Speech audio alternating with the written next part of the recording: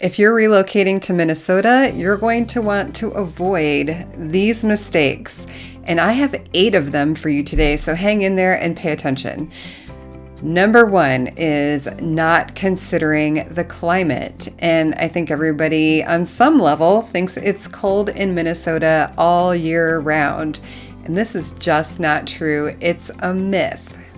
I do think that you need to be prepared for the cold by thinking about energy efficiency in your home and how the snow may affect your commute and your vehicle choice.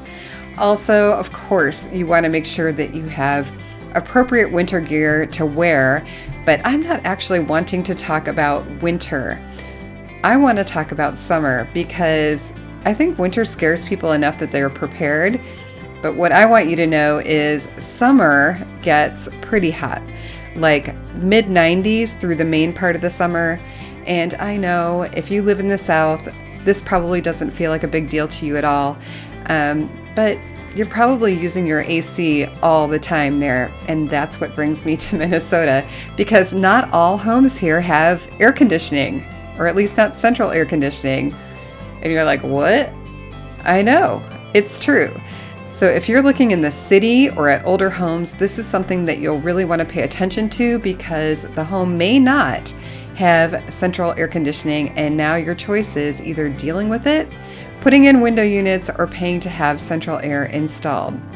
And piggybacking on this and touching a little bit back on winter is I would plan to have some slippers and wear layers of clothing in the house, meaning like t-shirts under sweaters, putting some warm socks on and things like that. Otherwise, you might be a little bit surprised at your heating bill if you try to keep your home feeling like the winters in the South perhaps felt to you.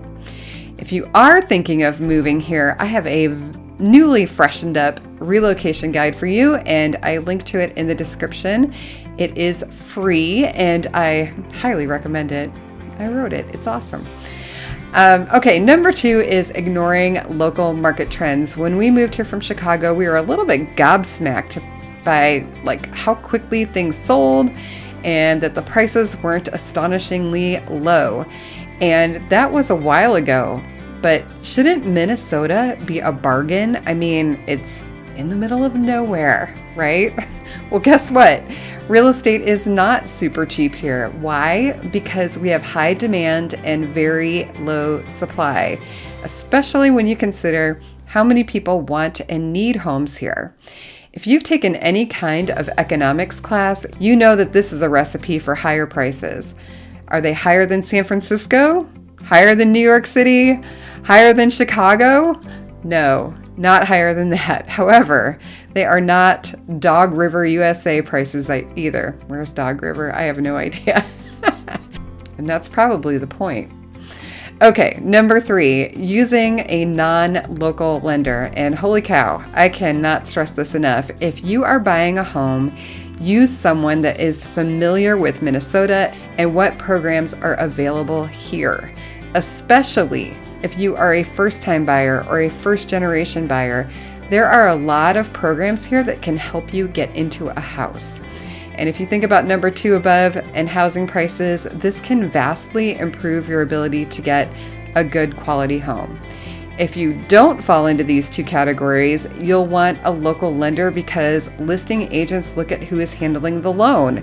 And many times when they see big banks or an unfamiliar lender, it makes them very cautious about the offer, because big banks are completely clogged up with bureaucracy and getting to closing can be a challenge.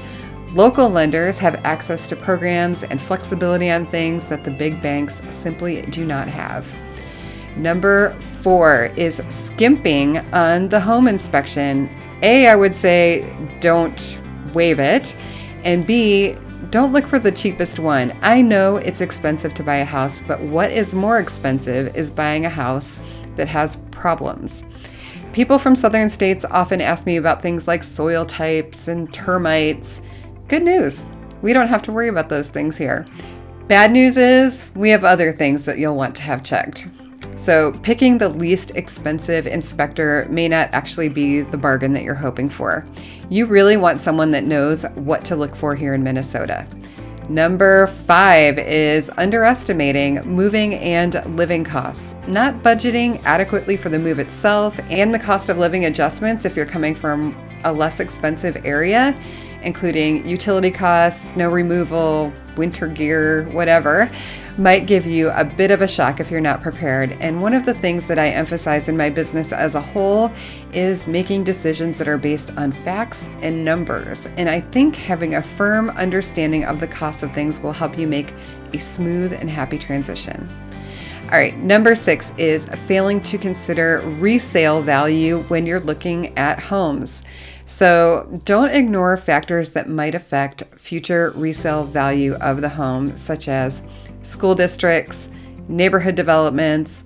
Now you've moved once and you'll likely do it again, so pick a home in an area that will hold and appreciate value.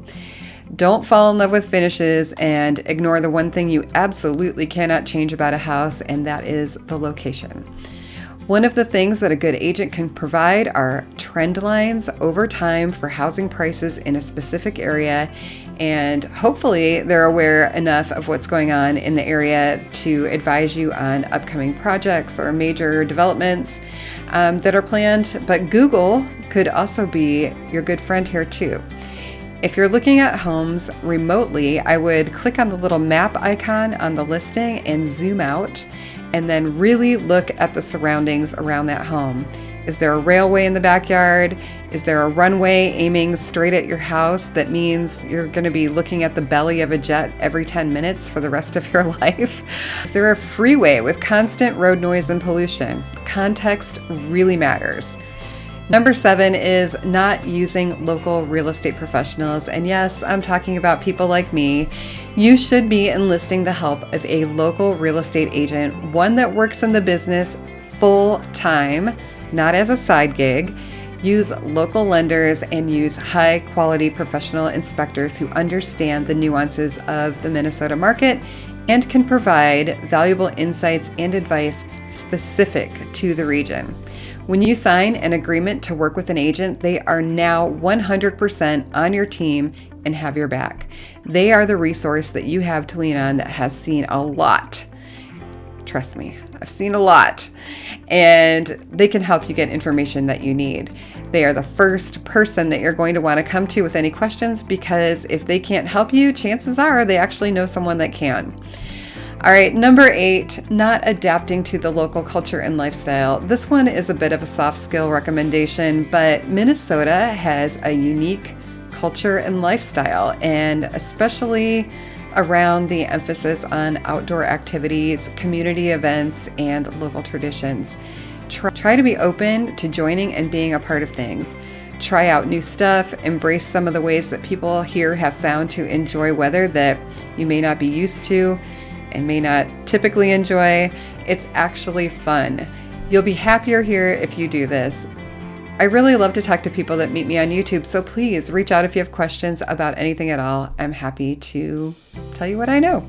My contact information is below. Thanks for watching.